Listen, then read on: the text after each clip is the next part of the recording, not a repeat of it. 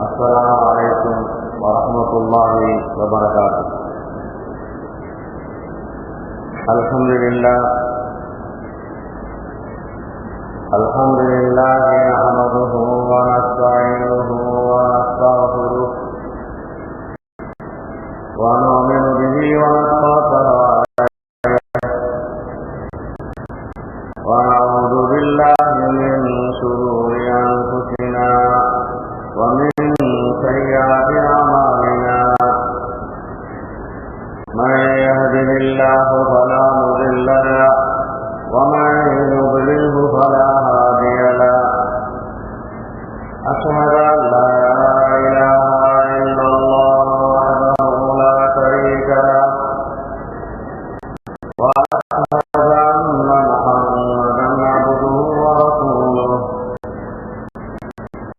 اللهم صل على محمد وعلى آل محمد كما صليت على إبراهيم وعلى آل إبراهيم إنك حميد مجيد. اللهم بارك على محمد وعلى آل محمد كما باركت على إبراهيم وعلى آل إبراهيم إنك حميد مجيد. أما بعد، فأعوذ بالله من الشيطان الرجيم. يا أيها الذين آمنوا كتب عليكم الصيام كما كتب على الذين من قبلكم لعلكم تتقون. وقال رسول الله صلى الله عليه وسلم: من صام رمضان إيمانا واحتسابا غفر له ما تقدم من ذنبه. وقال صلى الله عليه وسلم: من صام رمضان إيمانا واحتسابا غفر له ما تقدم من ذنبه. صدق الله وصدق رسول الله صلى الله عليه وسلم. அல்லாஹ்வின் நல்லடியார்களே, மரியாதைக்குரிய உலமா பெருமக்களே, சிறப்பு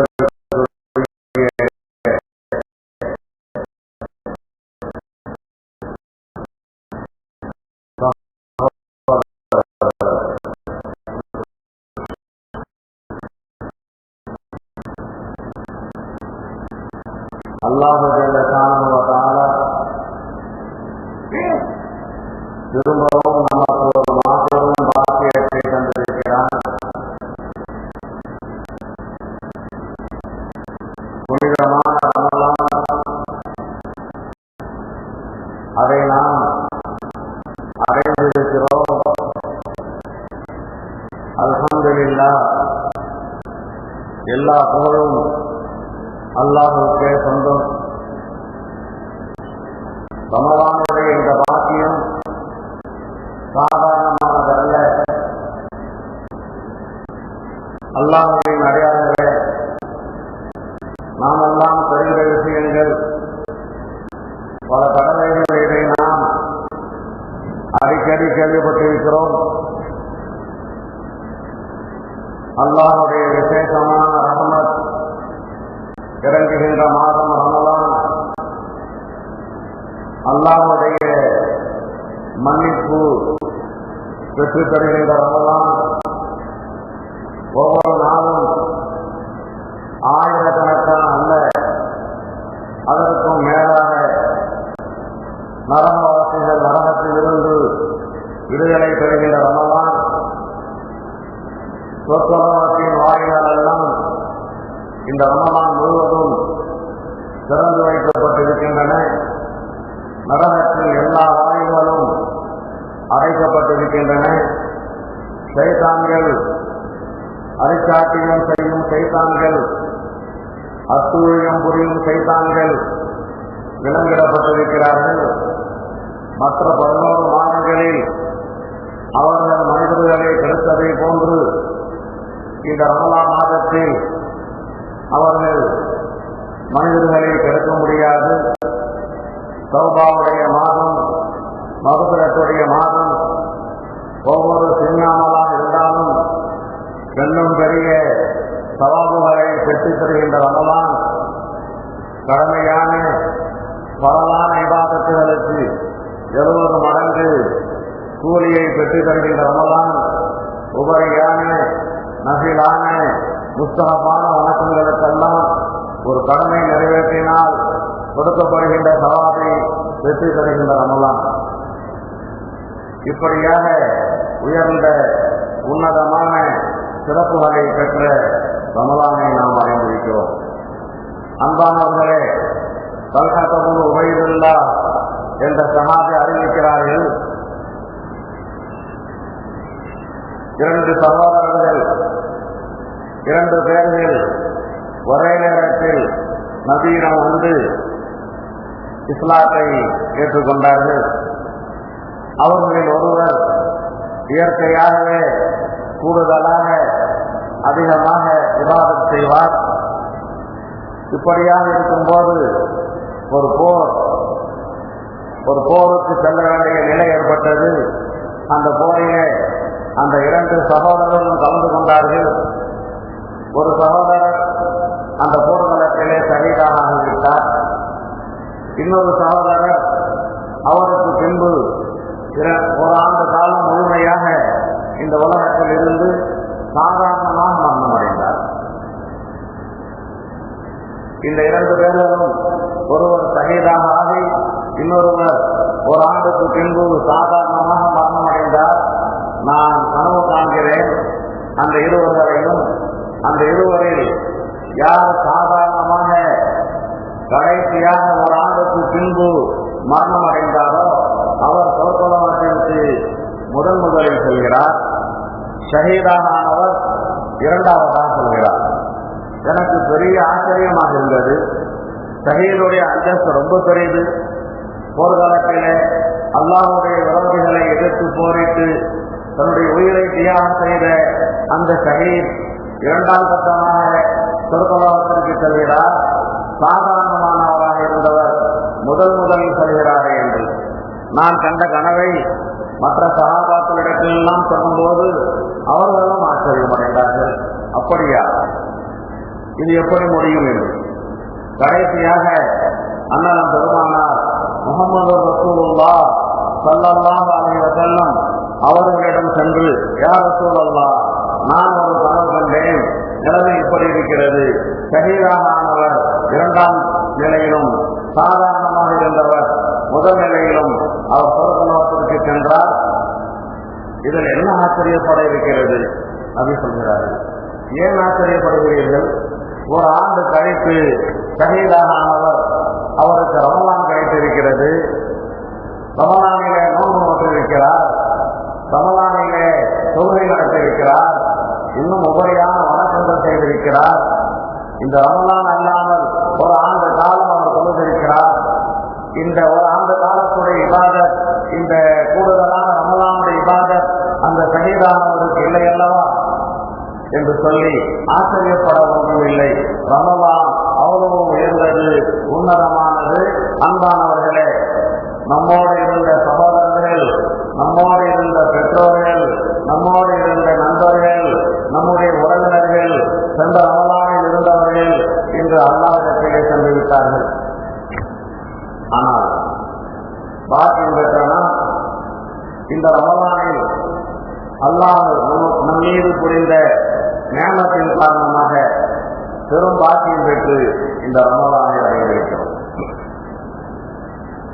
இந்த ரமலான் மற்ற 11 மாதங்களை விட நம்முடைய வாழ்க்கையில் பெரும் மாற்றத்தை ஏற்படுத்த வேண்டும், பெரும் புரட்சி ஏற்படுத்த வேண்டும். அன்பானவர்களே, சாதாரணமான மாதங்களுக்கும் இந்த ரமலானுக்கு மத்தியில் மாபெரும் வித்தியாசம் இருக்கிறது. சிந்திக்க கடமைப்பட்டிருக்கிறோம். ரமலான் வந்து 1 நாள் பூர்த்தி அடைந்து 2வது நாள் நம்மிடம் வந்திருக்கிறது. நாம் இந்த ரமலானை எந்த முறையில் கழிக்கப் போகிறோம். இந்த ரமலானை என்னென்ன இபாதத்துகள் கூடுதலாக செய்ய போகிறோம். இந்த ரமலானுக்காக மற்ற மாதங்களை விட நாம் திட்டங்கள் தீட்டிருக்கிறோமா? அன்பானவர்களே, ஆரம்ப நிலை எல்லா மனிதர்களும் யாராக இருந்தாலும் தௌபா செய்ய கடமைப்பட்டிருக்கிறோம். வாலிபர்களே, இளைஞர்களே, வயது முதிர்ந்த பெரியவர்களே, ஆண்களே, பெண்களே, ரமலான் வந்தவுடன் முதல் வேலை தௌபா செய்வதுதான். நினைத்து விடாதீர்கள், நாங்கள் எல்லாம் என்ன குற்றம் செய்தோம், நாங்கள் குற்றவாளிகளா, நாங்கள் பாவிகளா தௌபா செய்வதற்கு? ரமலான் அல்லாத மாதத்திலும் கூட நாங்கள் முறையாக 5 நேரமும் தொழுது வருகிறோம், இன்னும் பிற இபாதத்துகளை செய்து வருகிறோம். வேண்டுமானால் சொல்லுங்கள், ரமலானிலே கூடுதலாக இபாதத்து செய்யுங்கள் என்று. ஆனால் தௌபா செய்யுங்கள் என்று பொதுவாக எல்லோரையும் பார்த்து சொல்கின்றீர்களே. யாராக இருந்தாலும் சரி, நல்லவர்களாக இருந்தாலும் சரி, சாதாரணமானவர்களாக இருந்தாலும் சரி, சாலிகளாக இருந்தாலும் சரி, ஆண்களாக இருந்தாலும் சரி, யாராக இருந்தாலும் தௌபா செய்வது கடமையாக இருக்கிறது. அன்பானவர்களே, சொல்வார்கள் பெருமானார் ஸல்லல்லாஹு அலைஹி வஸல்லம், யா அய்யுஹன்னாஸ் தூபு இலல்லாஹ் ஃபஇன்னி அதூபு இலைஹி ஃபில் யௌமி மிஅத மர்ரா. கண்மணி நாயகம் ஸல்லல்லாஹு அலைஹி வஸல்லம்.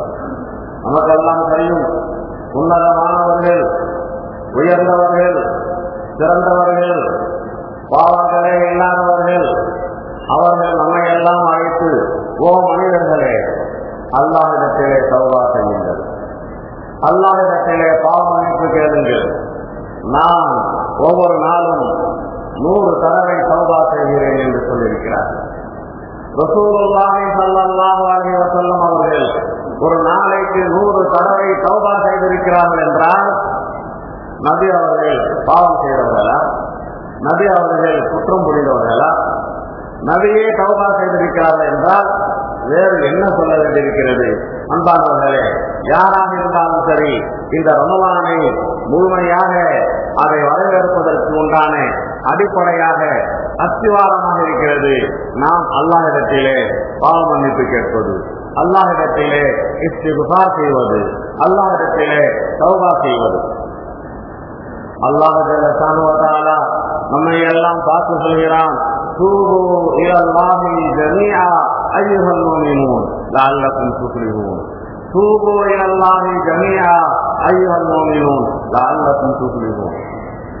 அல்லாஹ்விடம் தௌபா செய்யுங்கள் அனைவரும் மூமின்களே.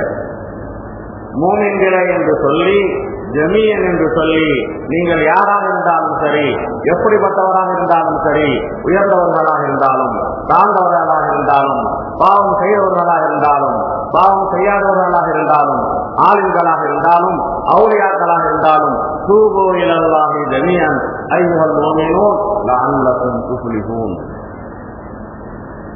நீங்கள் தௌபா செய்வதில் தான் உங்களுக்கு வெற்றி இருக்கிறது. நீங்கள் வெற்றி பெற வேண்டுமானால், இந்த உலகத்திலே நீங்கள் வெற்றி பெற வேண்டுமானால், மறு உலகத்திலே வெற்றி பெற வேண்டுமானால், வெற்றிக்கு பின்னால் தோல்வியே இல்லையே, அந்த வெற்றி பெற வேண்டுமானால் நீங்கள் உங்களுடைய பாவங்களில் இருந்து மீள வேண்டும் என்று அல்லாஹ் ஜல்லல்லாஹு தஆலா எல்லா மூமின்களையும் பார்த்து கட்டளையிட்டிருக்கின்றான். அன்பானவர்களே, அப்படிப்பட்ட உயர்ந்த ரமலானை பெற்றிருக்கின்றன அல்லாஹ்வுக்கு நன்றி கூற கடமைப்பட்டிருக்கிறோம். அல்லாஹ் சொல்கிறான், நான் உங்களுக்கு புரிந்திருக்கின்ற நியமத்துகளை நீங்கள் என்ன நினைத்தால், நீங்கள் எண்ணி பார்க்க விரும்பினால் உங்களால் அதை எண்ணவே முடியாது. ஆகவே நாம் அல்லாஹ்விடமிருந்து ஒவ்வொரு நொடியும் கோடான கோடை நியமத்துகளை பெற்றிருக்கிறோம். அந்த அல்லாஹ்வை எந்த முறையில் கண்ணியப்படுத்துகிறோம், அந்த அல்லாஹ்வுக்கு எந்த முறையில் கீழ் பண்ணுகிறோம், அந்த அல்லாஹ்வை எந்த அளவிற்கு நினைவு கூறுகிறோம். அந்த அளவிலே ஏதோ பாவங்கள் என்றால் திருடுவது பாவம், பொய் சொல்வது பாவம், புறம் பேசுவது பாவம், கொலை செய்வது பாவம், விபச்சாரம் செய்வது பாவம், இப்படிப்பட்ட பாவங்களுடைய பட்டியலை வைத்துக் கொண்டு இவைகளையெல்லாம் நான் செய்யவில்லையே, நான் எங்கே குற்றவாளி என்ற எண்ணத்தில் நான் உயர்ந்தவன், உன்னதமானவன், நல்லவன், சிறந்தவன், என்னை போன்று யார் இருக்கிறார்கள் என்ற மமதையில் எத்தனையோ பேர் இருக்கிறார்கள், பெருமையில் எத்தனையோ பேர் இருக்கிறார்கள். ஆனால் அல்லாஹ்வை மறந்து வாழ்கிறோமே அன்பானவர்களே, அதுவே பெரும் பாவம். அப்படி சலாக்கள் இருக்கிறி என்ற தொழுகை அல்லாஹ்வை நினைவு கூறுவதற்காக உண்டாக்கப்பட்டிருக்கிறதோ அந்த தொழுகையின் நிலை என்ன?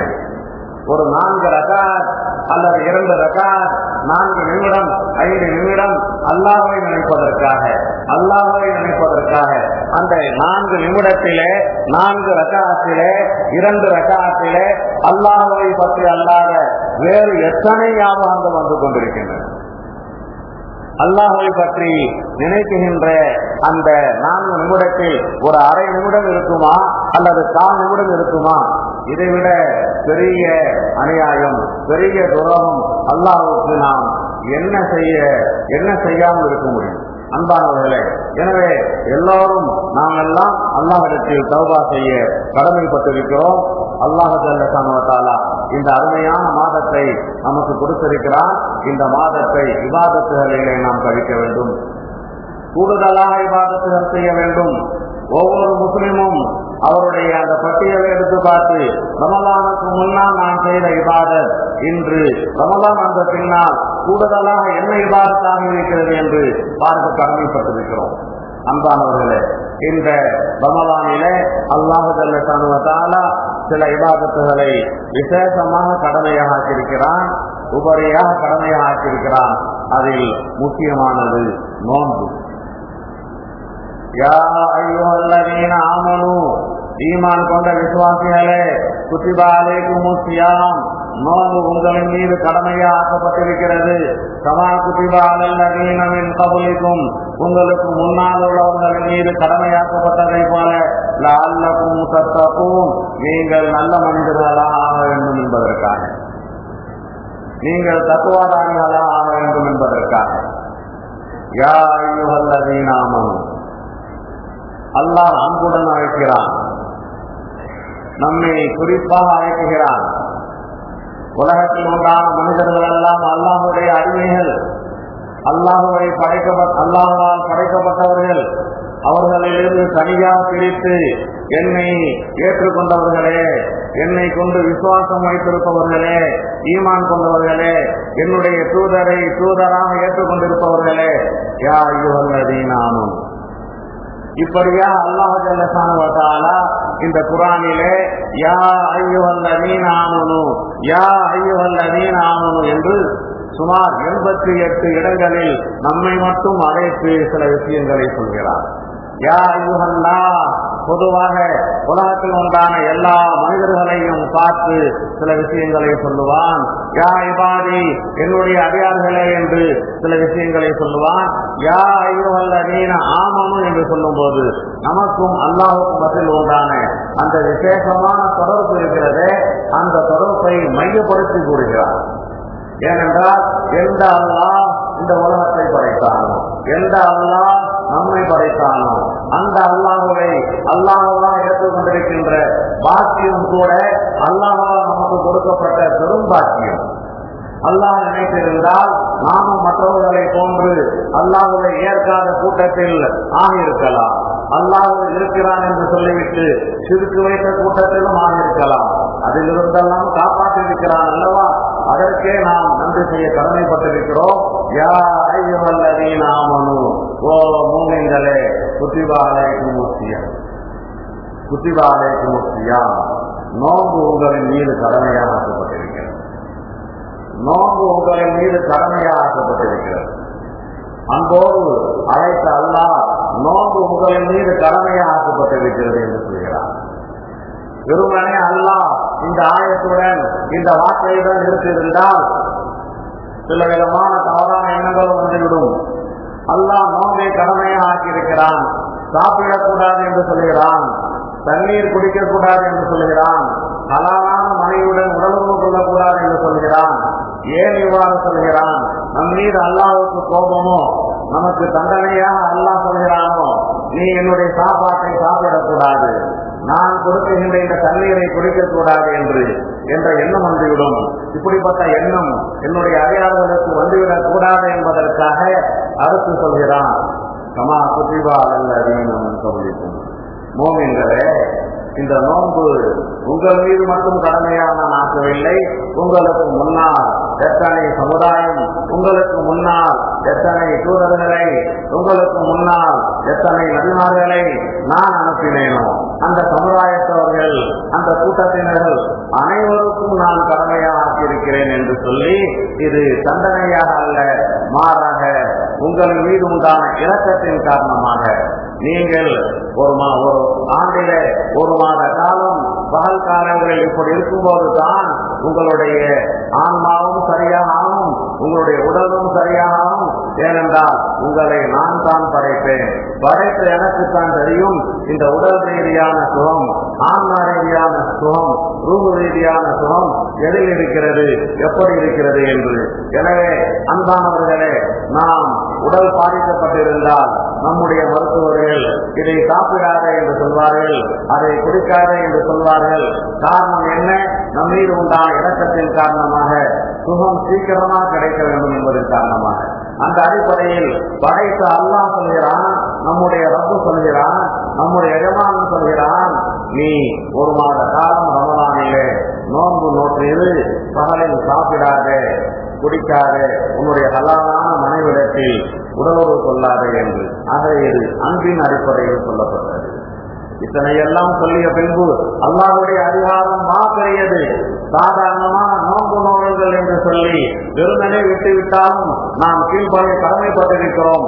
காரணங்கள் சொல்ல தேவையில்லை, உதாரணங்கள் சொல்ல தேவையில்லை. லஅல்லக்கும் தத்தகூன், ஏன் நான் கடமையாக ஆக்கியிருக்கிறேன் என்றால் நீங்கள் தக்வாவுடையவர்களாக ஆக வேண்டும் என்பதற்காக, நீங்கள் குற்றங்கள் புரியாதவர்களாக வேண்டும் என்பதற்காக. சிறிய பாவங்கள், பெரிய பாவங்கள், வெளிப்படையான பாவங்கள், அந்தரங்கமான பாவங்கள், எல்லா பாவங்களிலிருந்தும் நீங்கள் விடுதலை பெற வேண்டும் என்பதற்காக. ஆம், மனிதர்களாக படைத்த அல்ஹமஹா ஃபுஜூரஹா வ தக்வாஹா. அல்லாஹ் சொல்கிறான், ஓ மனிதா, உன்னை நான் படைத்திருக்கும் போதே உன்னிடத்தில் இரண்டு தன்மைகளை நான் உண்டாக்கியிருக்கிறேன். நீ எனக்கு என்னுடைய கட்டளைக்கு மாறு செய்கின்ற அந்த ஃபுஜூர், அந்த பாவம், உன்னுடைய மனோ இச்சையின் பிரகாரம் நடப்பதற்குண்டான சக்தியையும் உனக்கு நான் கொடுத்திருக்கிறேன். தக்குவாகா, ஆசைகள் ஏற்பட்டாலும் மனோ இச்சைகள் தூண்டினாலும் படைத்த நான் இதை தடுத்திருக்கிறேனே என்று பயந்து அதிலிருந்து தவிர்த்து கொள்வதற்குண்டான அந்த பயத்தையும் கொடுத்திருக்கிறேன்.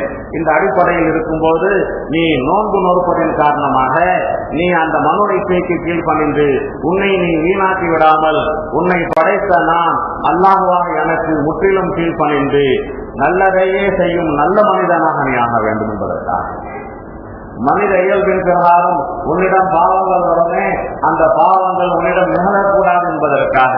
ஒரு கால் மனித இயல்பின் பிரகாரம் அந்த பாவங்கள் உன்னிடம் நிகழ்ந்துவிட்டாலும் அந்த பாவங்களிலிருந்து நீ மீள வேண்டும் என்பதற்காகத்தான் இந்த நோன்பை கடமையாக ஆக்கியிருக்கிறேன் என்று அல்லாஹ் ஜல்லஷானு வ தஆலா சொல்லியிருக்கிறார். யா அய்யுஹல்லதீன ஆமனூ குதிப அலைக்குமுஸ் ஸியாம் கமா குதிப அலல்லதீன மின் கப்லிக்கும் லஅல்லக்கும் தத்தகூன். அல்லாஹ்வின் அடியார்களே, ஸல்லல்லாஹு அலைஹி வஸல்லம் சொல்லுவார்கள், மன் சாம ரமலான ஈமானு வஹ்திசாபன் குஃபிர லஹு மா தகத்தம மின் தம்பிஹி. யார் ரமலான் மாதத்தில் நோன்பு நோற்றார்களோ ஈமானுடன், ஈமானன் என்றால் ஈமானுடன், அல்லாஹ் நோன்பை கடமையாக ஆக்கியிருக்கிறான், அதற்கு கீழ் பணிந்து நான் நோன்பு நோக்கிறேன். இந்த நோன்புக்கு அல்லாஹ் சவாபுகளை ஏற்படுத்தியிருக்கிறான். வஹ்திசாபன், அந்த சவாபை பெறுவதற்காக நோன்பு நோக்கிறேன். வெறுமனே பட்டினியாக கிடப்பதற்கு பெயர் நோன்பு அல்ல.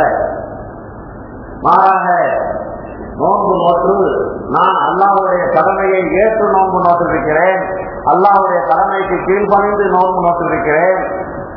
இந்த நோன்பின் காரணமாக அல்லாஹ்விடத்திலே நான் சவாபை பெறுவதற்காக நோன்பு நோற்றிருக்கிறேன் என்ற முறையில் யார் நோன்பு நோற்றார்களோ அவர்களுடைய பாவங்கள் எல்லாம் மன்னிக்கப்பட்டுவிடும் என்று பெருமானார் ஸல்லல்லாஹு அலைஹி வஸல்லம் சொல்லியிருக்கிறார். ஈமானன் வஹ்திசாபன் என்ற இந்த இரண்டு வார்த்தை பார்ப்பதற்கு சாதாரணமாக தெரியும், நாமெல்லாம் மூமின்கள் தானே. அப்படி இருந்து நபி அவர்கள் எதற்காக ஈமான் என்று சொல்லியிருக்கிறார்கள்? இல்லை அன்பானவர்களே, எத்தனையோ பேர்கள் ஈமான் இல்லாமல் வெறுமனே பட்டினியாக கிடப்பார்கள். உதாரணமாக, சாப்பாடு கிடைக்கவில்லை, 2 நாள் ஆனது, 3 நாள் ஆனது, பட்டினியாக கிடைக்கிறார். அதன் காரணமாக அவருக்கு நோன்புடைய சவாபு கிடைக்குமா என்றால் கிடைக்கவே கிடைக்காது.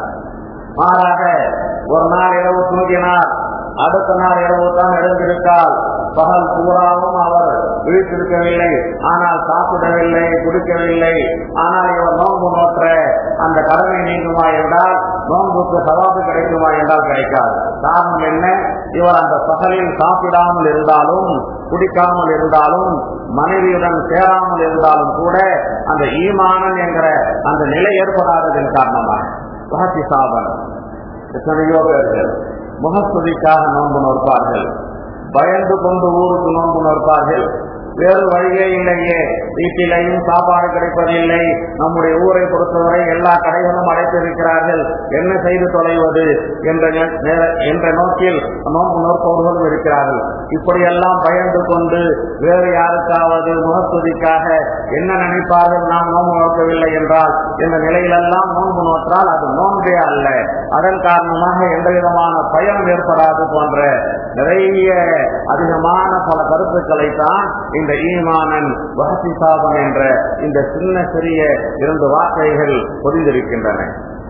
அதே வார்த்தையை தான் பெருமானார் ஸல்லல்லாஹு அலைஹி வஸல்லம் சொல்லியிருக்கிறார்கள். மன் காம ரமலான ஈமானன் வஹசி சாபன் குஃபிர லஹு மா தகத்தம மின் தன்பிஹி. யார் இரவு நேரங்களில் ரமலானை நின்று வணங்கினார்களோ, ஈமானுடன் அல்லாஹ் கடமையாக்கி இருக்கிறான், அல்லாஹுடைய தூதர் சுன்னத்தாக ஆக்கியிருக்கிறார்கள், நான் இதை சொல்வதன் காரணமாக எனக்கு சவாபுகள் கிடைக்கும் என்ற நோக்கத்தில் அவர்களுடைய பாவங்களும் மன்னிக்கப்படும் என்று பெருமானார் ஸல்லல்லாஹு அலைஹி வஸல்லம் அவர்கள் கூறியிருக்கின்றார்கள். அன்பானவர்களே, இரவு நேரம் இபாதத்திற்காக உரியது, இரவு நேரம் திலாவத்துல் குர்ஆனுக்காக உள்ளது, இரவு நேரம் தராவீஹ் தொழுகைக்காக உள்ளது, இரவு நேரம் ஸிக்ருக்காக உள்ளது. ரமலானுடைய இரவு இருக்கிறதே, அது தூங்குவதற்காக உள்ள இரவு அல்ல, விழித்திருப்பதற்காக உண்டான இரவு. ஆனால் விழித்திருப்பது எதற்காக என்றால் விளையாடுவதற்காக அல்ல, விழித்திருப்பது எதற்காக என்றால் ஊர் சுற்றுவதற்காக அல்ல, விழித்திருப்பது எதற்காக என்றால் முச்சந்திகளில் உட்கார்ந்து கதைகள் பேசுவதற்காக அல்ல, மாறாக இபாதத்துகள் செய்ய வேண்டும் என்பதற்காக. ஒரு கால் நம்மால் இபாதத் செய்ய முடியவில்லை என்றால் நம்முடைய பலவீனத்தின் காரணமாக நல்ல முறையில் தூங்கி சகல் நேரத்தில் எழுதிருப்பது தான் சிறந்த முறையை தவிர, சரியான முறையை தவிர, மாறாக ரமலானுடைய மாதம் வந்துவிட்டது, அதனுடைய இரவு நேரங்களில் நாம் விழித்திருக்க வேண்டும் என்று விளையாடுவதும், மார்க்கத்திற்கு முரணான செயல்களை கேட்பதும், பாட்டுகளை கேட்பதும், கச்சேரிகள் வைப்பதும் மார்க்கத்திற்கு முரணான விஷயமாக இருக்கிறது. அன்பான இளைஞர்களே, வாலிபர்களே, நன்றாக கவனியுங்கள். ரமலானுடைய இந்த இரவு பெரும்பாலும் இளைஞர்கள் அவர்கள் விழித்திருக்கிறார்கள். சகல நேரத்தில் 3 மணி அல்லது 3:30 மணிக்கு பார்த்தால், தெருவில் வந்து எட்டி பார்த்தால் சாரை சாரையாக, அணி அணியாக பெரும் பெரும் கூட்டம் தங்களுடைய இல்லத்திற்கு நோக்கி சென்று கொண்டிருக்கிறார்கள். இவர்கள் எல்லாம் எங்கிருந்து வருகிறார்கள் என்றால், பள்ளிவாசலில் இபாதத் செய்துவிட்டு வருகிறார்களா அல்லது வேறு எங்கேனும் நல்ல உபதேசங்கள் கேட்டுவிட்டு வருகிறார்கள் என்றால் நிச்சயமாக இல்லை. எங்கேனும் ஒரு இடத்திலே உட்கார்ந்து கதையை பேசிவிட்டு, எங்கேனும் ஒரு இடத்தில் உட்கார்ந்து அல்லது நின்று கொண்டு விளையாடிவிட்டு வருகின்றார்கள். இந்த நிலை இருக்கிறதே, ஏதேனும் சுறுசுறுப்புக்காக ஒரு 1/4 மணி நேரம், அரை மணி நேரம் விளையாடுவது என்பதில் தப்பு இல்லை. ஆனால் சஹர் வரை தராவீஹ் முடிந்ததிலிருந்து இந்த விளையாட்டிலேயே கழிப்பதிருக்கிறது, ரமலானை பால்படுத்திய கூட்டத்தில் ஆகிவிடுவோம். அன்பானவர்களே, ரமலான் வந்துவிட்டது, ரமலான் கொஞ்சம் சீக்கிரமாகவே சென்றுவிடும், நாமெல்லாம் அறிந்த விஷயம். ஆனால் வந்த ரமலான் அது செல்லும் போது இந்த ரமலானை கொண்டு யார் பாக்கியம் பெறவில்லையோ, இந்த ரமலானை கொண்டு யார் மகுஃபிரத் பெறவில்லையோ, இந்த ரமலானுக்கு பின்னால் எந்த விதமான திருப்பமும் அவருடைய வாழ்க்கையில் ஏற்படவில்லையோ, அவர்கள் நாசமாக ஆக என்று ஜிப்ரீல் அலைஹிஸ்ஸலாம் அவர்கள் பதுதுவா செய்ய நம்முடைய நபி அவர்கள் ஆமீன் சொல்லியிருக்கிறார்களே, அந்த சாபத்துடைய அந்த துஆவுக்கு பலாவுக்கு ஆளானவர்களாக நாம் ஆகிவிடக் கூடாது. முஸ்லிம்களாகிய நம்மை, மூமின்களாகிய நம்மை, நம்மிடம் வந்திருக்கின்ற இந்த ரமலான் புனிதமான முஸ்லிம்களாக, புனிதமான மாதமாக இருக்கின்ற அந்த புனிதமான ரமலான் புனிதமான மனிதர்களாக நாம் ஆக்க வேண்டும். ஆகவே நோன்பு என்பது வெறும் வயிற்றுக்கு மட்டும் நோன்பு அல்ல, வெறும் அந்த மர்மஸ்தானத்துக்கு மட்டும் நோன்பு அல்ல, மாறாக ஒவ்வொரு உறுப்புகளும் நோன்பு நோக்க வேண்டும். கண்கள் நோன்பு நோக்க வேண்டும், காதுகள் நோன்பு நோக்க வேண்டும், கைகள் நோன்பு நோக்க வேண்டும், கால்கள் நோன்பு நோக்க வேண்டும். கண்களுடைய நோன்பு என்ன, காதுகளின் நோன்பு என்ன, கைகளின் நோன்பு என்ன, கால்களின் நோன்பு என்ன? அல்லாஹ் ஜல்ல ஷானுஹு வ தஆலா எதற்காக நடந்து சொல்லக்கூடாது என்று சொல்லியிருக்கிறானோ அதற்கு நடந்து சொல்லக்கூடாது. எந்த விஷயத்தை எடுக்கக்கூடாது என்று சொல்லியிருக்கிறானோ, ஹராமாக ஆக்கியிருக்கிறானோ, பிடிக்கக்கூடாது என்று சொல்லியிருக்கிறானோ, தொடக்கூடாது என்று சொல்லியிருக்கிறானோ அதை இந்த கையால் தொடக்கூடாது. எந்த விஷயங்களை பார்க்கக்கூடாது என்று சொல்லியிருக்கிறானோ அதை இந்த கண்களால் பார்க்கக்கூடாது. எந்த விஷயங்களை கேட்கக்கூடாது என்று சொல்லியிருக்கிறானோ அதை இந்த காதுகளால் கேட்கக்கூடாது. அன்பானவர்களே, சிந்திக்க கடமைப்பட்டிருக்கிறோம். சாப்பிடுவது ஹலாலாக இருந்தது, சாப்பிடுவது ஹலாலாக இருந்து நம்முடைய அருமையான ஹலாலான மனிதரிடத்தில் உடலுறவுகளோடு ஹலாலாக இருந்தது. தண்ணீர் குடிப்பது ஹலாலாக இருந்தது. அதுவே ரமலான் மாதத்தில் ஹராமாக ஆக்கப்பட்டிருக்கிறது என்றால் எது எல்லா காலங்களிலும் ஹராமோ, மற்ற 11 மாதங்களிலும் ஹராமோ, அது இந்த ரமலான் மாதத்தில் இன்னும் கூடுதலாக ஹராமாக்கப்பட்டிருக்குமே தவிர அதில் சலுகைகள் கிடைக்கவே கிடைக்காது. எனவே நோன்பு என்றால் பட்டினியாக கிடப்பதற்கு பெயர் நோன்பு என்று நினைத்து விடாதீர்கள், தாகை தீர்ப்பதற்கு பெயர் நோன்பு என்று நினைத்து விடாதீர்கள். மாறாக நம்முடைய ஒவ்வொரு உறுப்புகளும் ஹலாலான முறையில் செயல்பட்டு நோன்பு நோக்க கடமைப்பட்டிருக்கிறோம். அல்லாஹ் ஜல்ல ஷானுஹு வ தஆலா நாம் பெற்றிருக்கிற